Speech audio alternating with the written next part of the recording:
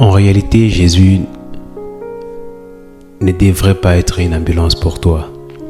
Jésus ne devait pas être non plus une ambulance pour moi ou pour quiconque.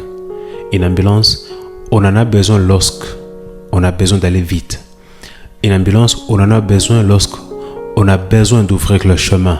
Une ambulance, on en a besoin lorsqu'on veut recevoir de soins. Jésus ne devait pas être une ambulance. Quand on a besoin de la guérison, quand on a besoin de manger, quand on a besoin de l'argent, quand on a besoin de voyager, quand on a besoin de miracles, seulement. Non. En réalité, on devait avoir besoin de lui quand tout va mal et on devait avoir beaucoup plus besoin de lui quand tout va bien. Pourquoi? Parce que c'est un signe de fidélité et c'est un signe de confiance en lui et c'est un signe de loyauté. Imaginez que vous êtes parents et à chaque fois que vous revenez avec un cadeau à offrir à vos enfants, les enfants accourent vers vous. Imaginez ça. Et lorsque vous n'avez pas de cadeaux à leur donner, les enfants ne viennent pas. Et ils se disent, papa, tu nous as amené quoi? Et tu leur dis, aujourd'hui, mes enfants, je n'ai rien à donner. Et puis il dit, on ne viendra pas. Et le lendemain, quand tu viens avec des cadeaux à leur donner, les enfants viennent avec beaucoup de joie et te reçoivent. Qu'est-ce que cela va te donner dans ton cœur comme message? Tu diras que mes enfants ont besoin de moi lorsque seulement j'ai des choses à offrir. Et quand je n'ai rien à offrir, mes enfants ne viennent pas vers moi.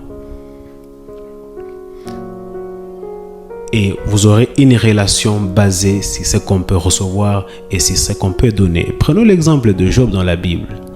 Job, quand tout allait trop bien, quand il prospérait, il avait besoin de Dieu. Et il donnait des offrandes, il donnait des sacrifices.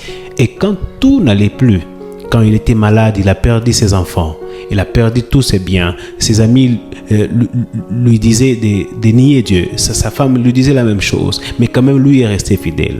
Vous savez ce qui s'est passé?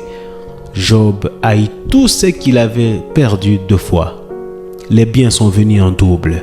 Et les enfants qu'il a eu après, c'étaient des enfants très beaux. La Bible dit que ses filles étaient les plus belles parce qu'il a su garder son cœur et il a aimé Dieu en tout temps. Même quand tout va mal, sois fidèle à Dieu.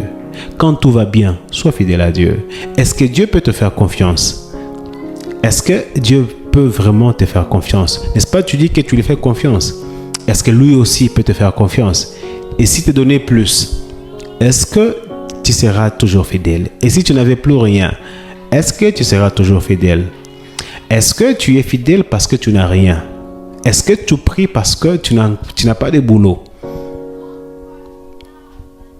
Et si tu es donné, et si tu avais ce travail de $1000, de $1500 ou plus, est-ce que tu resteras fidèle à lui?